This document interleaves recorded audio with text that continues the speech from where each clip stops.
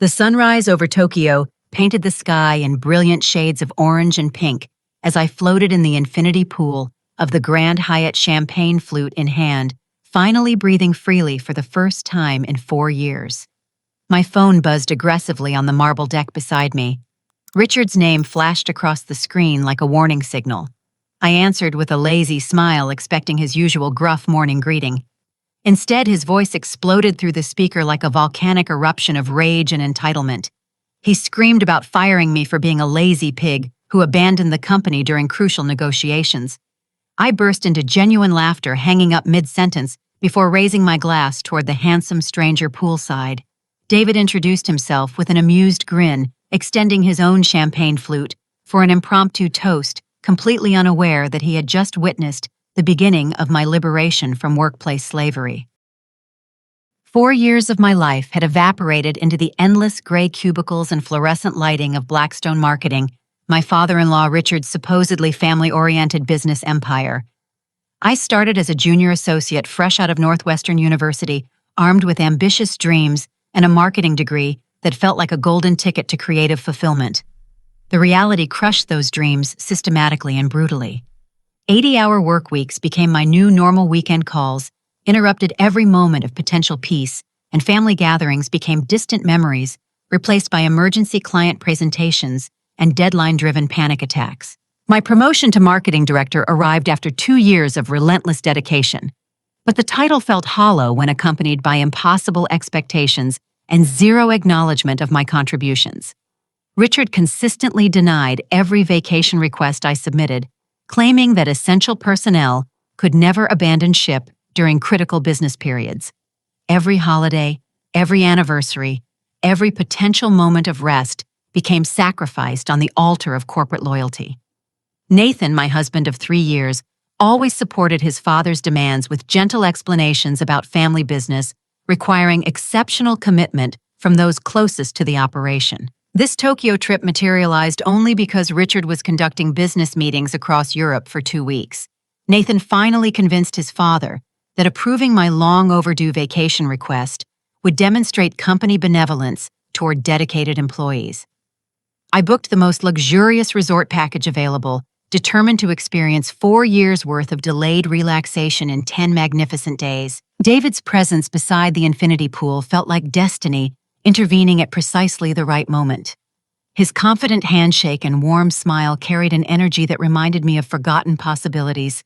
When he mentioned his name was David Sterling, recognition flickered in my mind like a distant memory trying to surface. Sterling Industries dominated the marketing landscape as our company's primary competitor, consistently winning accounts that Blackstone pursued with desperate determination. Our conversation flowed naturally from polite introductions to professional curiosity. David's genuine interest in my work sparked something inside my chest that had been dormant for years.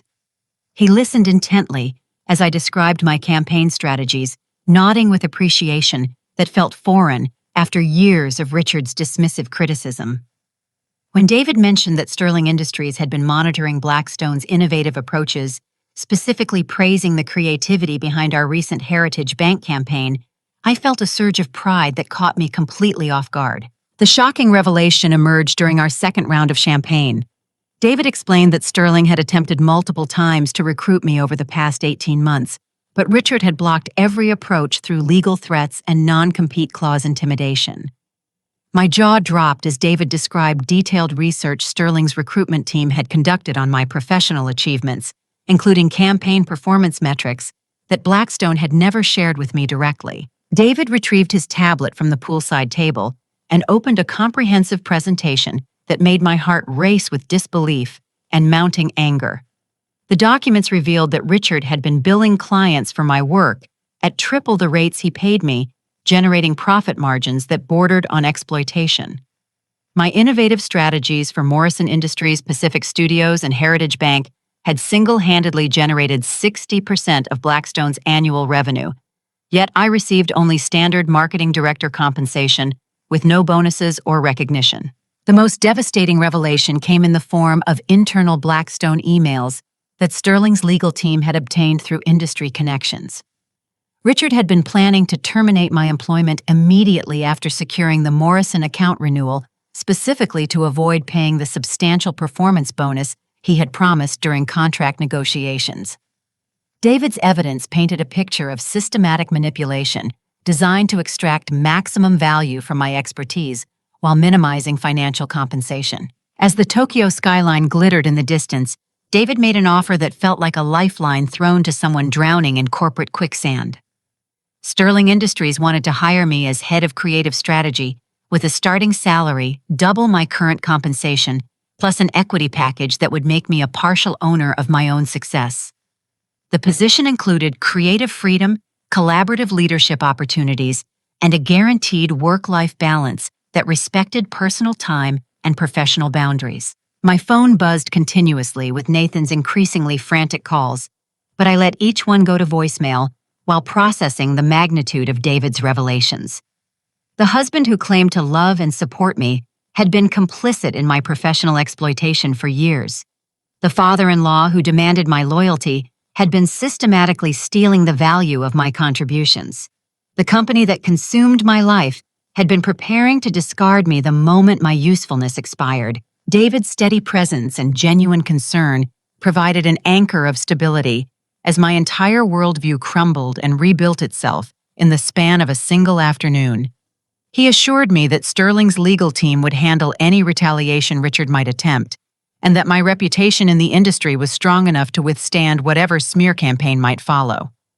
The choice before me felt simultaneously terrifying and exhilarating, a leap into unknown territory, with the potential for genuine fulfillment and professional respect.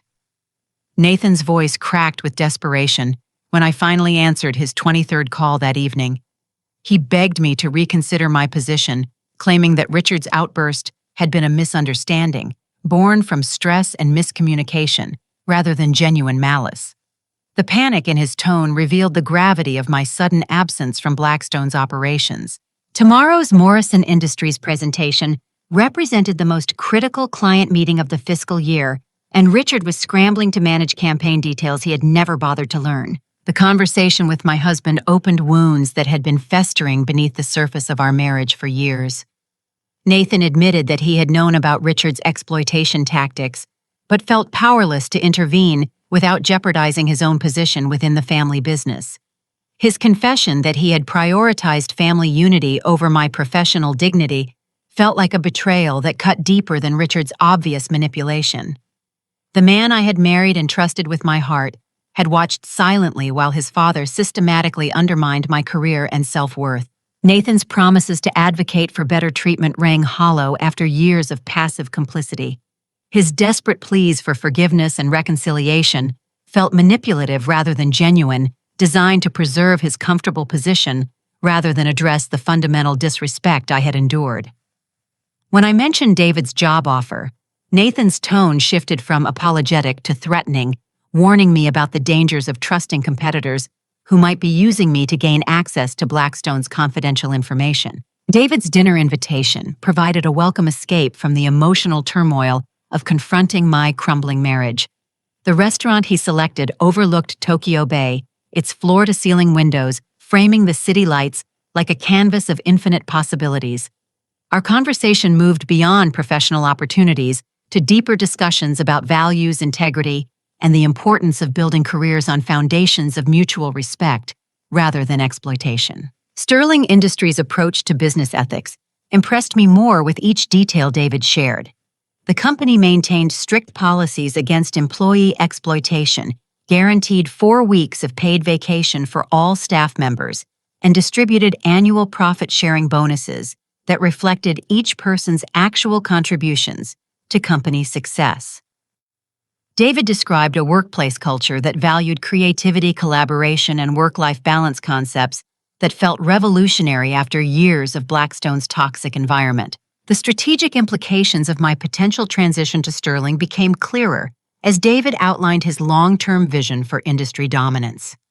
He had been planning to acquire Blackstone's client portfolio through aggressive competitive tactics, but my insider knowledge and established client relationships could accelerate that timeline dramatically. My reputation with Morrison Industries Heritage Bank and Pacific Studios represented valuable assets that could transfer seamlessly to Sterling with proper handling. David's phone rang urgently during our main course, interrupting our discussion with news that would change everything. Jennifer Walsh, Morrison Industries' chief executive officer, had contacted Sterling directly that afternoon to inquire about transferring her company's account immediately. She specifically cited confidence in my creative vision and growing concerns about Blackstone's leadership stability following Richard's erratic behavior during recent client communications. The revelation that Richard had been undermining my professional relationships through behind-the-scenes criticism felt like the final piece of a puzzle I had been trying to solve for months. Several clients had made seemingly random comments about ensuring campaign continuity and maintaining consistent creative direction, hints that someone had been questioning my commitment to their projects. Richard's pattern of sabotage extended beyond financial exploitation to active interference with my industry reputation. David's strategic mind immediately grasped the opportunity that Morrison's defection would create. If Sterling could successfully transition my 3 major clients during the same quarter, Blackstone would face devastating revenue loss that could force the company into bankruptcy or acquisition. My knowledge of campaign timelines, budget allocations, and client preferences would enable Sterling to provide seamless service transitions that minimized disruption to ongoing projects. The plan that emerged during our conversation felt both audacious and inevitable. David would provide legal protection and financial security, while I systematically contacted my established clients to explain Blackstone's instability and offer superior service through Sterling Industries. The approach required careful timing and diplomatic communication to avoid triggering Richard's retaliation before protective measures were in place. My decision to file for separation from Nathan crystallized during dessert, as David outlined Sterling's comprehensive support system for employees facing personal challenges. The company provided legal assistance, counseling services, and flexible scheduling to help staff members navigate difficult life transitions without sacrificing professional opportunities. The contrast with Blackstone's demands for total loyalty regardless of personal cost felt stark and illuminating. When I called Nathan to inform him of my decisions regarding both employment and marriage, his response confirmed every suspicion I had developed about his character. Instead of expressing concern for my happiness or attempting to understand my perspective, he immediately threatened to destroy my professional reputation through family connections and industry influence. His assumption that I would crumble under pressure revealed how little he truly knew about the woman he had married. The conversation ended with Nathan's furious promise to ensure that I would regret choosing ambition over family loyalty. His words carried the same tone of entitled ownership that Richard used when discussing company resources, confirming that both men viewed me as property rather than a person deserving of respect and consideration. The realization that my marriage had been built on similar foundations to my employment relationship felt simultaneously devastating and liberating. David's quiet support during my phone call with Nathan demonstrated the kind of partnership I had never experienced in either professional or personal relationships. He offered practical assistance without trying to control my decisions, provided emotional encouragement without minimizing the difficulty of my situation, and respected my autonomy while ensuring I understood all available options and resources. The decision to book an earlier return flight to America felt like crossing a bridge that would burn behind me, eliminating any possibility of retreat into the comfortable misery of my previous life. David's assurance that Sterling's legal team would be waiting to file wrongful termination paperwork upon my arrival transformed my fear into anticipation for the battle ahead. The scene that greeted me at Blackstone's corporate headquarters felt like something from a vindictive workplace nightmare. My personal belongings had been hastily stuffed into cardboard boxes and stacked beside the security desk like discarded garbage. Richard waited in the marble lobby with 2 uniformed guards, his face flushed with the righteous anger of a man who believed his authority granted him unlimited power over other people's lives. His voice echoed through the space as he loudly proclaimed that ungrateful employees who betrayed family trust deserved public humiliation as an example to others. The spectacle was clearly designed to intimidate me into submission, but months of David's encouragement had strengthened my resolve beyond Richard's ability to break. My former colleagues averted their eyes as I walked calmly through the lobby, their fear of guilt by association more heartbreaking than Richard's theatrical rage. These were people I had worked beside for years, shared countless late nights and stressful deadlines, with yet none possessed the courage to offer even a sympathetic glance. The discovery that Nathan had personally supervised the packing of my office felt like a final betrayal that severed any remaining emotional connection to my marriage. He had removed my name from every project file, deleted my access to company systems, and retrieved personal items I had forgotten existed.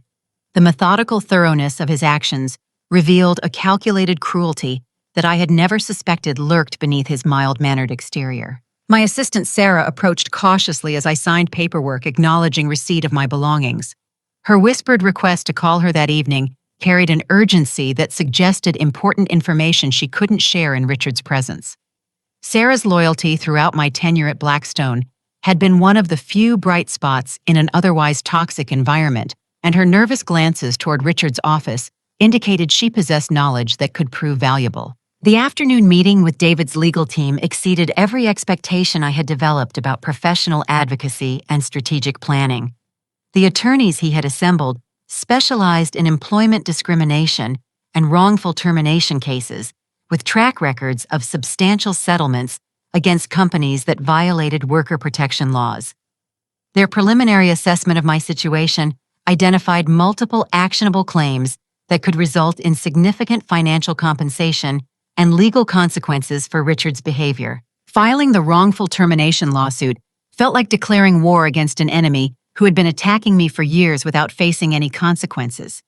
The legal documents detailed patterns of workplace exploitation, discriminatory treatment based on family relationships, and systematic denial of benefits that other employees received routinely. The case outlined Richard's verbal abuse, unreasonable work demands, and retaliatory firing that violated both state and federal employment protection statutes. Simultaneously reaching out to Morrison Industries Heritage Bank and Pacific Studios required careful diplomatic communication that balanced honesty about Blackstone's instability with professional reassurance about service continuity. Each client expressed immediate concern about their account management and gratitude for my proactive communication during the transition period. Jennifer Walsh from Morrison Industries scheduled an emergency meeting for the following day to discuss transferring their entire portfolio to Sterling Industries. Richard's response to my client outreach efforts revealed the desperation beneath his authoritative facade. He sent threatening emails to my personal account, claiming that I was stealing trade secrets and breaching contractual obligations through unauthorized client communication. His legal threats felt hollow and panicked the reactions of someone watching his empire crumble without possessing the skills necessary to prevent its collapse. The smear campaign Richard launched against my professional reputation backfired spectacularly when several industry contacts forwarded his increasingly unhinged messages. His accusations that I lacked loyalty and commitment rang false to clients who had benefited from my innovative strategies and dedicated service. The contrast between Richard's desperate character assassination attempts and my consistent track record of results made his attacks appear petty and unprofessional. Nathan's decision to serve divorce papers during this vulnerable period confirmed his complete transformation from supportive partner to vindictive opponent. The legal documents cited irreconcilable differences, but included requests for substantial alimony and division of assets that we had accumulated during our marriage. His assumption that I would be financially vulnerable without Blackstone's employment revealed how little he understood about the opportunities awaiting me at Sterling Industries. Sarah's evening phone call provided the breakthrough evidence that transformed my individual complaint into a potential class action lawsuit with far-reaching implications.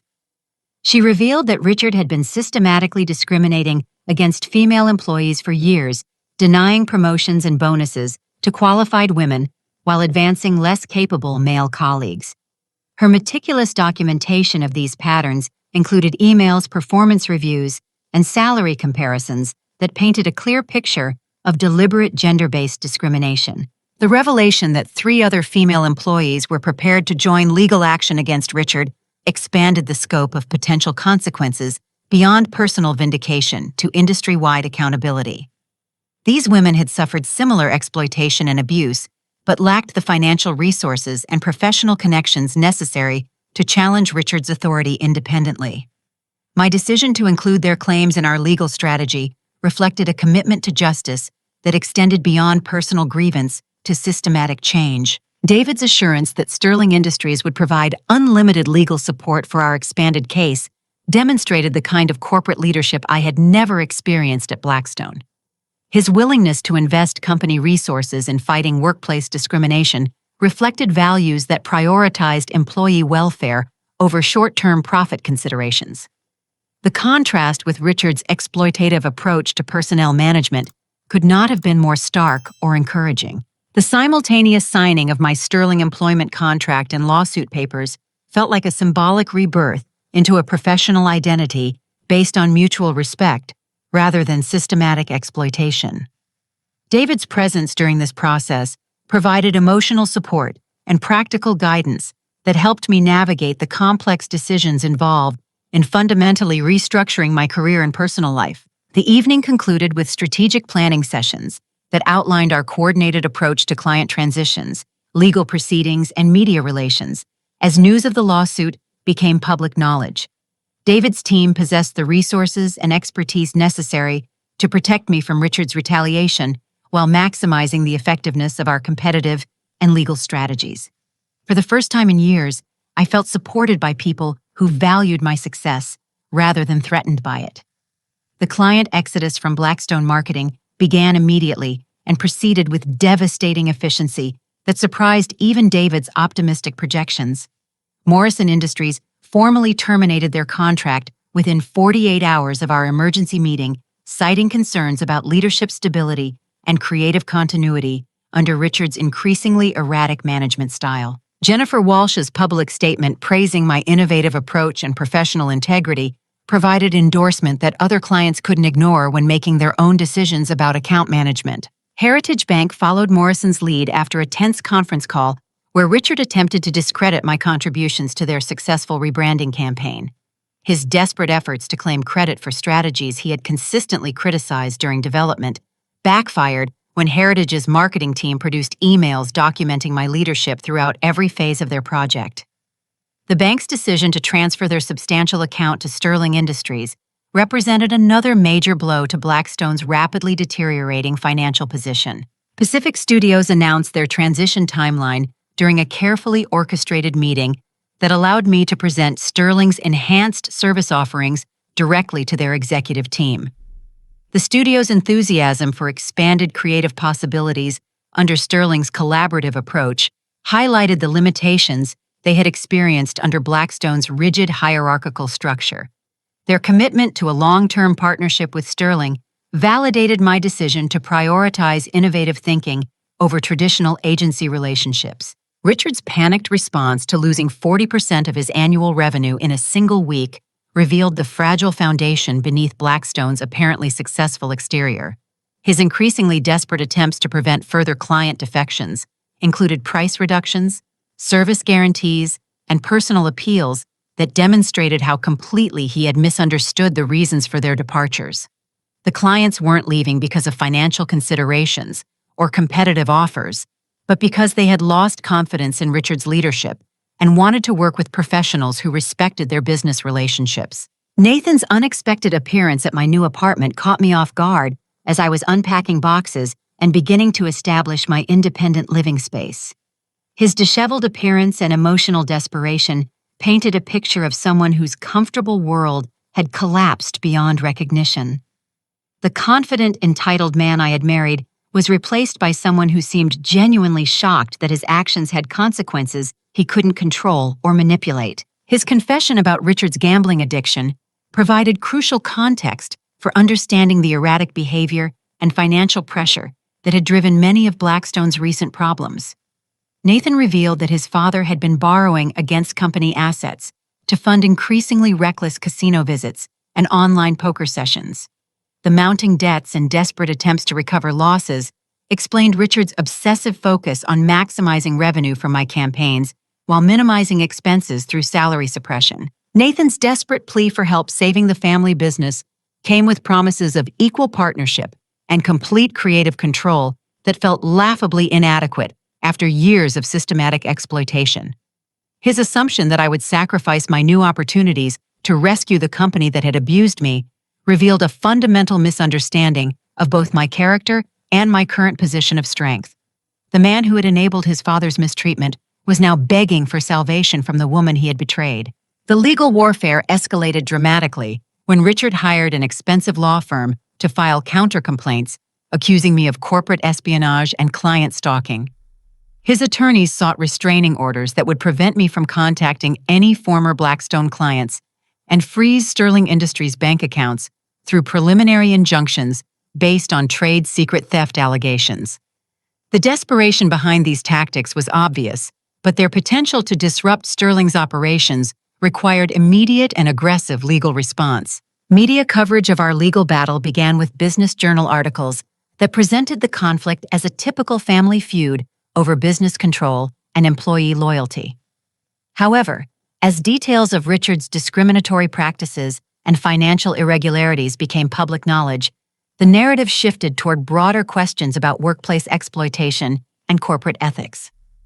My story resonated with professional women who had experienced similar treatment in male-dominated industries. Sarah's transition from Blackstone to Sterling Industries as my deputy provided continuity and insider knowledge that accelerated our competitive advantage during the client acquisition process. Her intimate familiarity with campaign details, client preferences, and operational procedures enabled seamless service transitions that exceeded client expectations. Richard's loss of such a competent and dedicated employee represented another self-inflicted wound in his deteriorating position.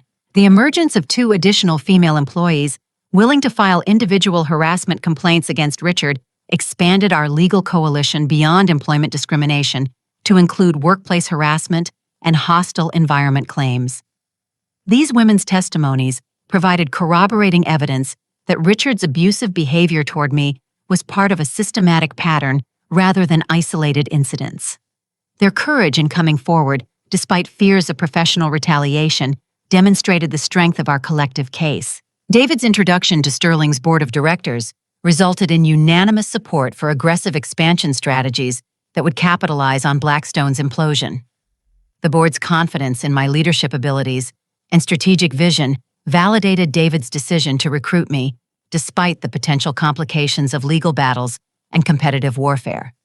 Their willingness to invest substantial resources in acquiring Blackstone's former clients reflected long-term thinking about market dominance. Jennifer Walsh's public endorsement of my professional integrity during a televised business interview provided credibility that neutralized Richard's character assassination attempts. Her detailed explanation of why Morrison Industries had chosen to follow me to Sterling rather than remain with Blackstone offered a masterclass in client relationship management that other business leaders couldn't ignore. The interview became required viewing and marketing graduate programs as an example of how personal reputation drives business success. The private investigator evidence that David's legal team uncovered transformed our civil lawsuit into the foundation for criminal charges that could result in federal prosecution. Bank records documenting Richard's systematic diversion of client funds to offshore gambling accounts provided clear evidence of embezzlement and tax evasion. The FBI's preliminary investigation began after our attorneys provided detailed documentation of financial crimes that warranted federal attention. Nathan's family's complete rejection of my character and reputation felt painful but ultimately liberating as I realized how toxic their influence had been throughout our marriage. Their vicious rumors and social ostracism were intended to isolate me from support networks, but the Sterling team's loyalty and friendship provided a healthier foundation for building meaningful relationships. The contrast between their conditional love and Sterling's unconditional professional respect highlighted the positive changes in my life circumstances. My parents' initial concern about destroying family relationships gradually shifted to pride in my courage and professional achievements as the full extent of Richard's abuse became clear. Their apology for questioning my decisions reflected their growing understanding that sometimes protecting oneself requires actions that appear selfish to outside observers. Their support during this difficult transition period meant more than they could possibly understand. The preliminary hearing where I testified about Richard's discriminatory practices provided an opportunity to present our evidence in a formal legal setting that highlighted the strength of our case. Richard's attorney's inability to discredit my spotless professional record or produce evidence supporting their corporate espionage allegations demonstrated the weakness of their defensive strategy. The judge's decision to deny the restraining order and allow client transitions to proceed represented a significant legal victory that cleared the path for Sterling's continued expansion. David's presence throughout these legal proceedings provided emotional stability and strategic guidance that helped me maintain focus on long-term goals rather than short-term conflicts. His patient support during the most stressful moments of testimony and cross-examination reminded me that I was fighting for principles larger than personal vindication. The relationship that had begun as a professional alliance was developing into something deeper and more meaningful than I had experienced in my marriage. Sterling Industries' remarkable success during the months following my arrival exceeded every projection and established new benchmarks for competitive acquisition in the regional marketing sector.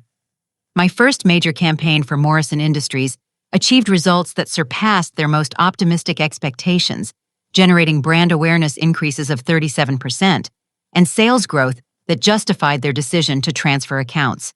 The campaign's innovative integration of social media engagement with traditional advertising channels became a case study that David presented at industry conferences. The addition of 3 major new accounts through referrals from satisfied existing clients validated Sterling's reputation-based growth strategy and demonstrated the long-term value of prioritizing client relationships over short-term revenue maximization.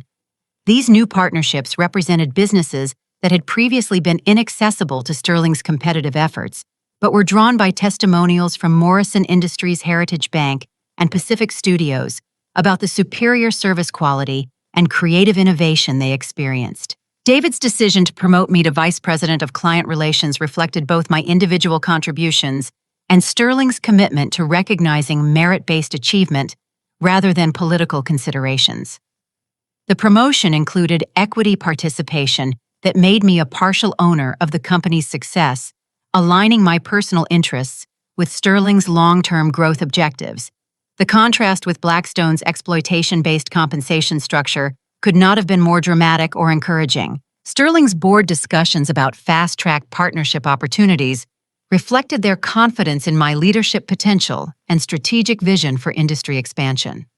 The partnership proposal included significant decision-making authority and profit-sharing arrangements that would provide financial security beyond anything I had imagined during my years at Blackstone. The opportunity to help shape Sterling's future direction appealed to my desire for meaningful work that extended beyond individual campaign management. The FBI raid on Blackstone's corporate headquarters created a media spectacle that transformed Richard's business scandal into front-page news across multiple regional publications. Federal agents seized financial records, computer equipment, and documentation that supported the criminal investigation into Richard's embezzlement and tax evasion activities. The dramatic images of Richard being escorted from his office in handcuffs provided visual confirmation that justice was finally being served. Richard's arrest on federal fraud charges marked the culmination of months of investigation and evidence gathering by law enforcement officials who had been building their case methodically and thoroughly. The criminal charges included mail fraud, wire fraud, tax evasion, and money laundering related to his systematic theft of client funds and company resources. The potential penalties he faced included substantial prison time and restitution payments that would bankrupt his remaining assets. Nathan's frantic phone call begging for my help with Richard's legal defense fees revealed the complete financial collapse of the family's previously comfortable lifestyle. The gambling debts, legal expenses, and loss of business revenue had eliminated their ability to maintain mortgage payments on the family home car loans and other obligations that had seemed secure just months earlier. Nathan's desperation highlighted how completely their prosperity had depended on Richard's criminal activities. The discovery that Richard had mortgaged the family home to cover gambling losses provided additional evidence of the addiction's devastating impact on everyone connected to Blackstone's operations. Nathan's shock at learning about the extent of his father's financial irresponsibility suggested that Richard had hidden the severity of his problems even from family members who worked closely with him. The revelation that their family's security had been an illusion built on stolen money felt like poetic justice. The employment discrimination lawsuit's favorable settlement provided substantial six-figure compensation that reflected both the strength of our evidence and the defendant's desire to avoid prolonged public litigation. The settlement terms included acknowledgement of wrongdoing policy changes to prevent future discrimination and financial support for job placement assistance for all affected employees. The monetary compensation felt less important than the official recognition that Richard's behavior had been unacceptable and illegal. Sarah and the other female employees who had joined our legal action received compensation packages that enabled them to transition to better employment opportunities without financial stress during their job searches. The justice they achieved, through our collective effort, provided closure for years of systematic mistreatment and encouraged other women facing similar workplace discrimination to pursue legal remedies.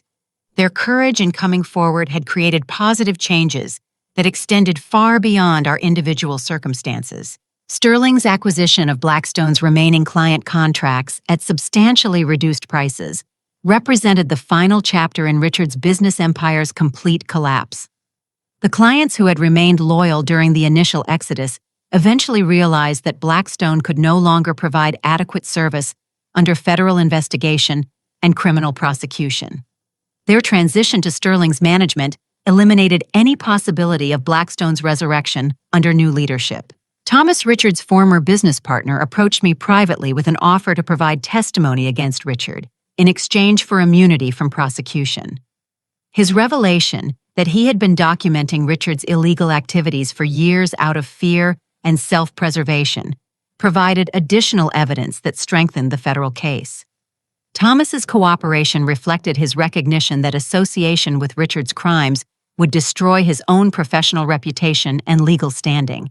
Nathan's bankruptcy filing and loss of the family home represented the natural consequences of building a lifestyle on stolen money and exploited labor. His desperate attempts to maintain appearances while his world collapsed around him provided a sobering reminder about the temporary nature of prosperity based on unethical practices. The court-ordered asset liquidation included vehicles, jewelry, and other luxury items that had symbolized the family's supposed success. My refusal to reconcile with Nathan despite his emotional appeals for forgiveness reflected my commitment to building relationships based on mutual respect rather than convenience or nostalgia. However, my offer to help him find legitimate employment demonstrated that justice didn't require cruelty or vindictiveness towards someone who had recognized his mistakes and was attempting to rebuild his life honestly.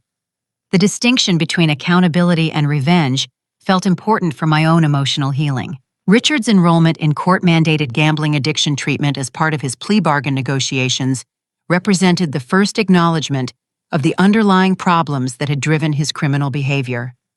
While addiction didn't excuse his choices or eliminate the consequences of his actions, understanding the psychological factors involved provided context for developing appropriate rehabilitation programs.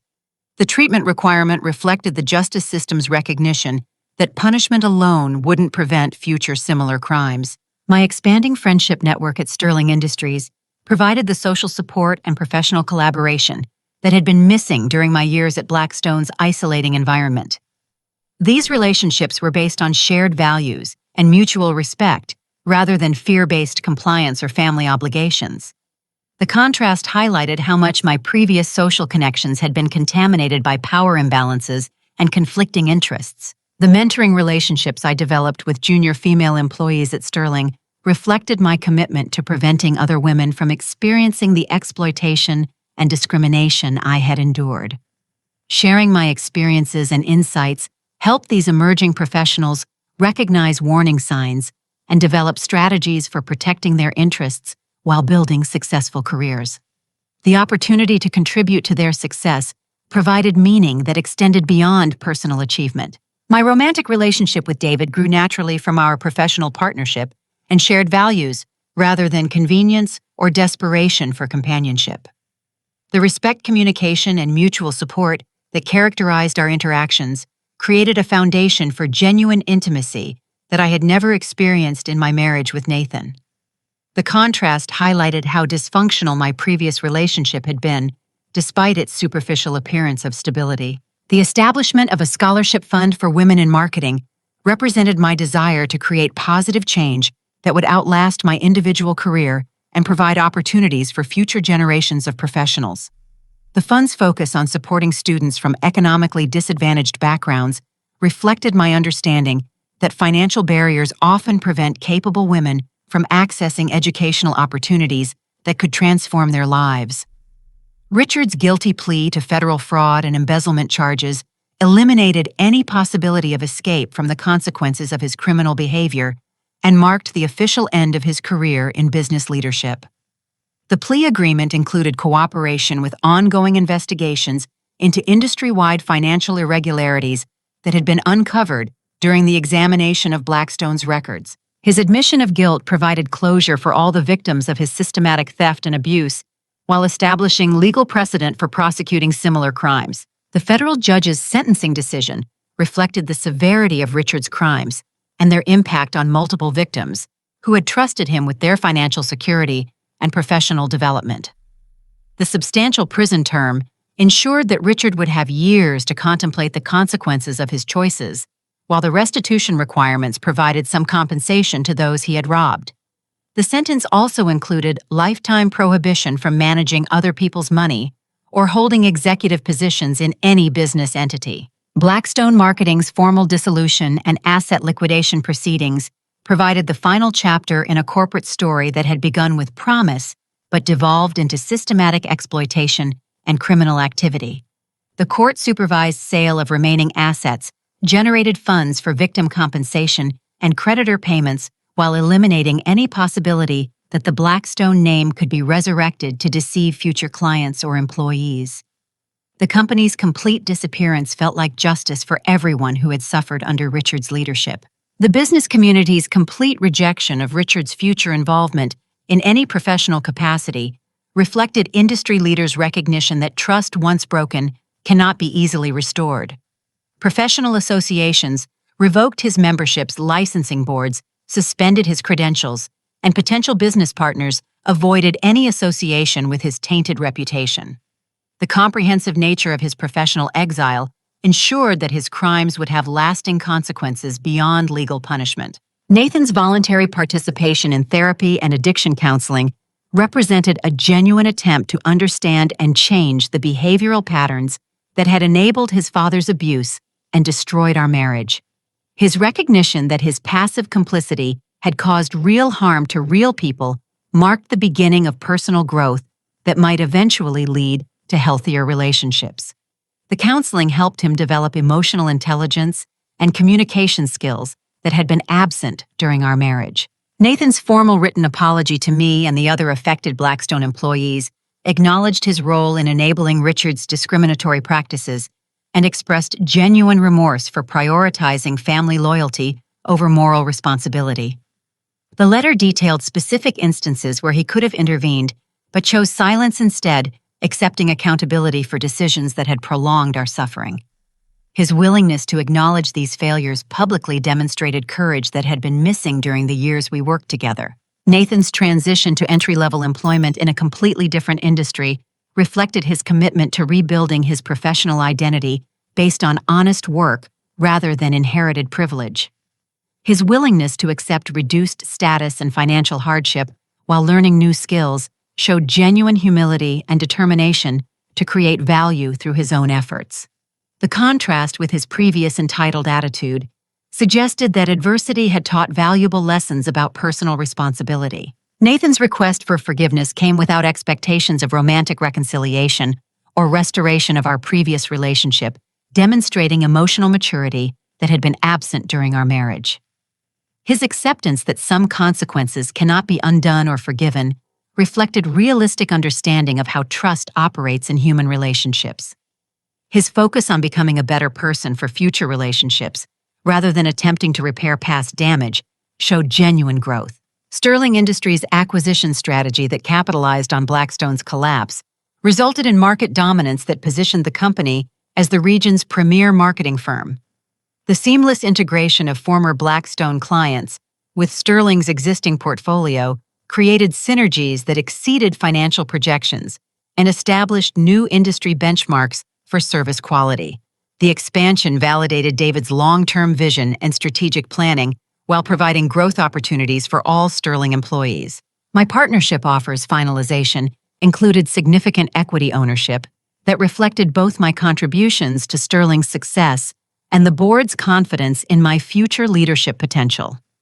The partnership agreement granted me substantial decision-making authority and profit-sharing rights that aligned my personal interests with the company's long-term prosperity. The financial security and creative freedom that partnership provided felt like vindication for all the risks I had taken during the transition from Blackstone. David's marriage proposal during Sterling's annual celebration dinner caught me completely off guard, despite the deepening intimacy of our personal relationship over the preceding months. His recognition that our professional partnership had evolved into genuine love reflected the natural progression of mutual respect and shared values into emotional commitment. The proposal came without pressure or expectations, respecting my autonomy while expressing his desire for a lifelong partnership. The realization that I suddenly possessed choices I had never imagined possible felt overwhelming and liberating simultaneously. Morrison Industries' offer of a chief marketing officer position provided validation of my professional reputation, while Sterling's partnership offer promised creative control and financial ownership. David's marriage proposal represented the possibility of genuine love based on equality and mutual support, rather than exploitation and control. My decision to accept Sterling's partnership while declining Morrison's job offer reflected my commitment to building something meaningful with people who had supported me during my most difficult period. The opportunity to shape Sterling's future direction while working alongside colleagues who shared my values felt more appealing than individual advancement at a larger corporation. The choice prioritized meaningful relationships over traditional measures of career success. The Chamber of Commerce Award, recognizing my ethical leadership in challenging workplace discrimination, provided public acknowledgement that my actions had created positive change, extending beyond personal benefit. The recognition validated my decision to pursue legal action despite the personal and professional risks involved. The award ceremony provided an opportunity to encourage other professionals facing similar challenges to seek help and demand better treatment. The Professional Women's Organization's decision to establish a scholarship in my honor reflected their desire to support future generations of women who might face similar workplace challenges. The scholarship's focus on providing financial assistance and mentoring support for students pursuing marketing careers created a lasting legacy that would outlive my individual contributions. The honor felt more meaningful than any personal recognition I had received throughout my career. Speaking engagements at universities provided opportunities to share my experiences with students who were preparing for their own professional journeys. The discussions about workplace advocacy, ethical decision-making, and strategic career planning helped young people develop frameworks for recognizing and responding to exploitation or discrimination. The positive feedback from students and faculty suggested that my story provided valuable lessons about courage and persistence. Media coverage's transformation from business scandal reporting to inspiring success story narratives reflected the broader impact of my journey from victim to advocate. Journalists began focusing on the positive changes that had resulted from challenging unethical behavior, rather than simply detailing the criminal activities that had been exposed.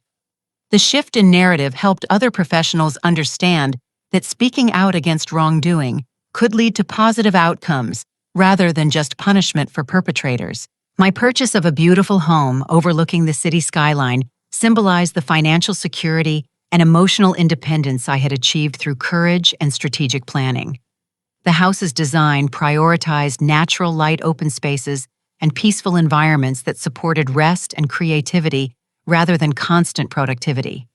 The contrast with my previous living situation reflected the fundamental changes in my life priorities and values. The foundation I established to support workplace discrimination victims provided resources and advocacy for individuals who lack the financial means or professional connections necessary to challenge abusive employers independently. The Foundation's legal assistance program, counseling services, and job placement support addressed the multiple challenges that discrimination victims face when seeking justice. The work felt like a natural extension of my personal mission to create positive change in workplace cultures. My mentoring relationships with young women facing professional challenges provided opportunities to share practical strategies for navigating complex workplace dynamics while maintaining personal integrity. These conversations helped emerging professionals recognize their own worth and develop confidence in their abilities to demand appropriate treatment. The mentoring work reminded me that individual success means little if it doesn't contribute to broader positive changes in society. 1 year after Richard's catastrophic phone call interrupted my Tokyo vacation, Sterling Industries had transformed from a regional competitor into the dominant marketing firm throughout the greater metropolitan area, with annual revenue that tripled our previous projections through strategic client acquisition and innovative service expansion. The company culture that David and I had developed together emphasized respect, collaboration, and work-life balance as fundamental values rather than optional benefits. Our team's diverse talents and perspectives created synergies that produced award-winning campaigns for clients who valued creativity and ethical business practices. My role as partner included comprehensive benefits I had never imagined possible during my years of exploitation at Blackstone Marketing. 4 weeks of paid vacation time became non-negotiable standard policy for all Sterling employees. Profit-sharing bonuses reflected each person's actual contributions to company success, and flexible scheduling accommodated personal needs without penalizing professional advancement opportunities. The workplace environment we created attracted talented professionals who had been discouraged by other companies' exploitative practices. The expansion of Sterling's staff required careful attention to hiring and advancement practices that promoted diversity and equality throughout all levels of the organization. We implemented blind resume review processes, diverse interview panels, and transparent promotion criteria that eliminated subjective bias from personnel decisions. Female employees advanced to leadership positions based on merit rather than political connections, creating role models for junior staff members who could envision their own paths to success. David's and my wedding celebration at an intimate restaurant overlooking Tokyo Bay returned us to the location where our professional partnership had first begun developing into personal friendship and eventual romantic love. The ceremony included colleagues from Sterling Industries who had become genuine friends rather than workplace acquaintances motivated by fear or competition. The contrast with my previous marriage's emphasis on family obligations and social expectations highlighted the authentic foundation of our new relationship. Our honeymoon return to Tokyo allowed us to revisit the Grand Hyatt Resort, where Richard's angry phone call had inadvertently launched the most positive transformation of my entire life. The infinity pool where I had first met David now represented the beginning of everything good that had followed, rather than an escape from unbearable circumstances. The luxury that had once felt like stolen moments of relief now represented earned rewards for honest work and ethical decision-making. The vacation home we purchased in the mountains provided a retreat location for regular rest and creative renewal that prevented work stress from consuming our personal lives. The property's design emphasized natural beauty and peaceful environments that supported reflection and relationship building rather than constant productivity demands. Weekend visits to the mountain house became sacred time for maintaining the work-life balance that had been impossible during my years at Blackstone. Nathan's completion of his rehabilitation program and successful transition to meaningful employment in the nonprofit sector provided evidence that people can genuinely change when they commit to personal growth and accept responsibility for past mistakes. His work with addiction recovery programs helped other individuals overcome gambling problems similar to those that had destroyed his father's business and family relationships. The career change from privileged business heir to service-oriented counselor reflected fundamental shifts in his values and priorities. Nathan's annual letters updating me on his continued progress and positive life changes maintained appropriate boundaries while demonstrating his commitment to sustained personal improvement. The correspondence included acknowledgments of harm he had caused, updates on his volunteer work and professional development, and expressions of gratitude for the opportunity to build a better life after the consequences of his previous choices. The letters never requested forgiveness or reconciliation, respecting my boundaries while sharing evidence of genuine transformation.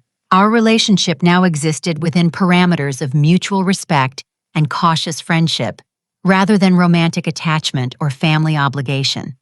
His recognition that trust once broken requires years of consistent behavior to rebuild reflected emotional maturity that had been absent during our marriage.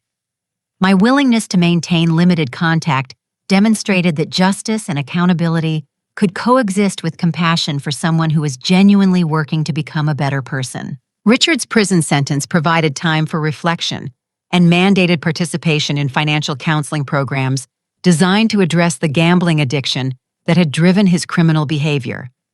His letters expressing genuine remorse and accepting full responsibility for the harm he had caused marked a dramatic change from the entitled abusive executive who had terrorized employees for years.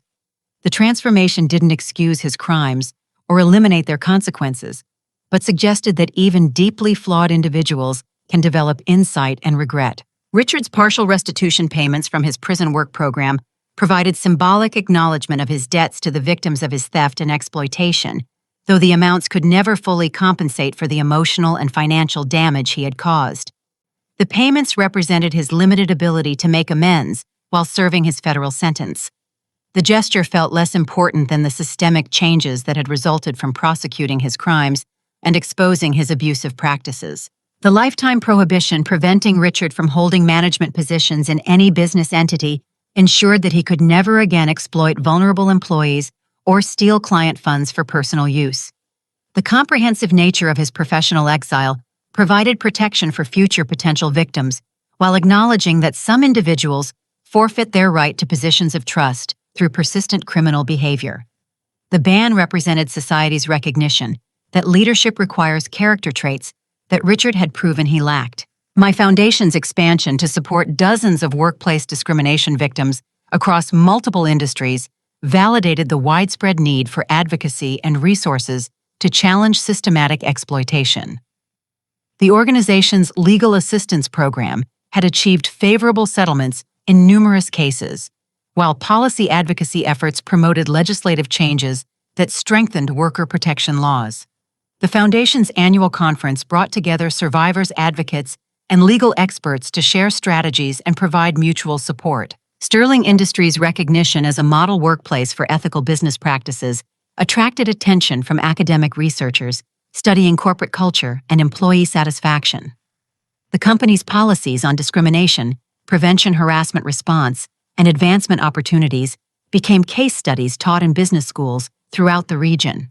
The recognition validated our commitment to proving that successful businesses could prioritize employee welfare alongside financial performance. The annual conference that brought together female business leaders from across the country created networking opportunities and mentorship relationships that supported professional advancement for hundreds of participants. The event's success prompted expansion to multiple cities and development of year-round programs that provided ongoing support for women navigating challenging workplace environments.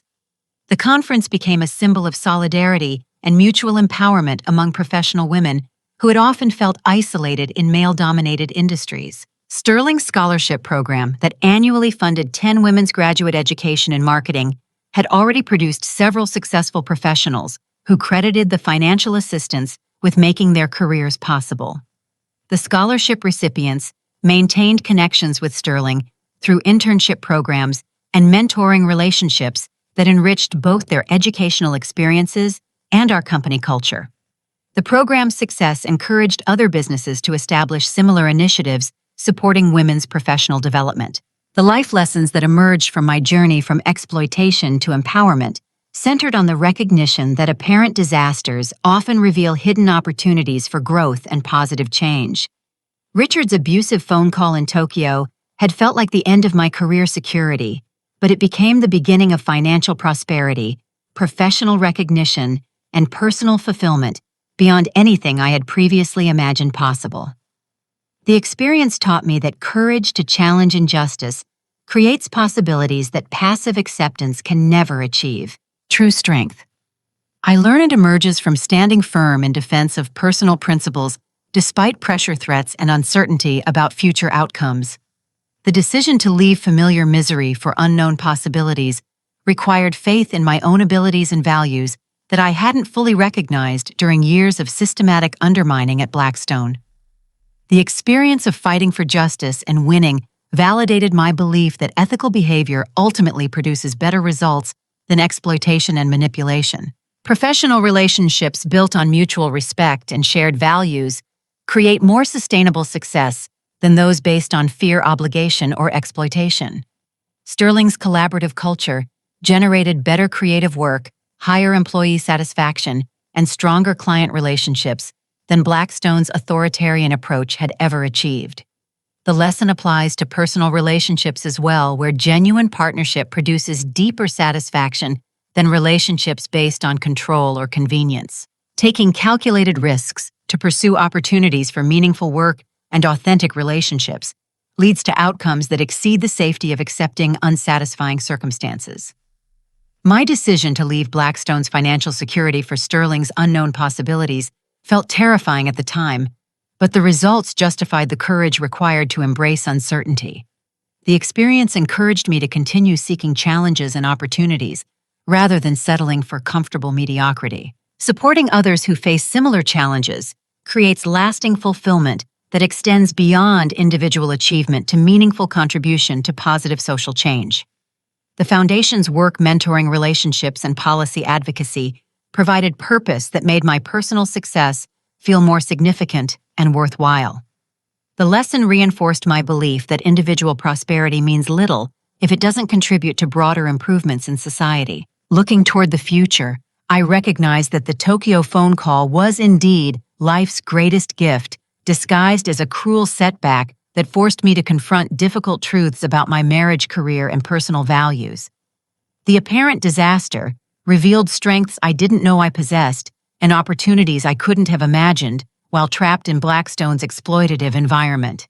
The experience transformed my understanding of what constitutes success and happiness, while providing frameworks for helping others achieve similar positive changes. The woman who answered Richard's angry call with nervous fear has become someone who approaches challenges with confidence, strategic thinking, and commitment to ethical principles that guide decision-making in both professional and personal contexts.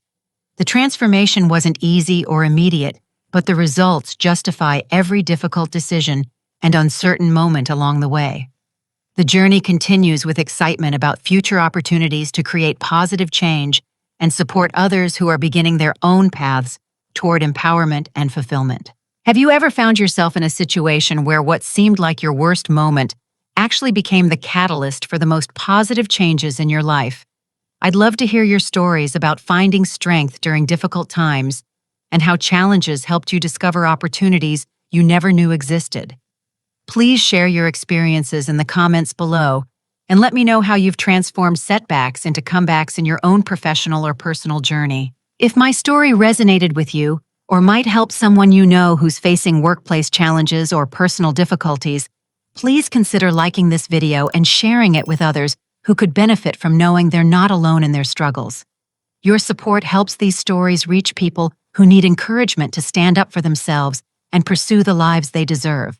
Don't forget to subscribe for more stories about courage, transformation, and the power of making difficult but necessary changes when circumstances demand growth and action. Thank you for listening to my journey and for being part of a community that believes in justice, personal empowerment, and the possibility of positive change even in the darkest moments. I hope your own paths forward are filled with the respect, success, and genuine happiness that everyone deserves.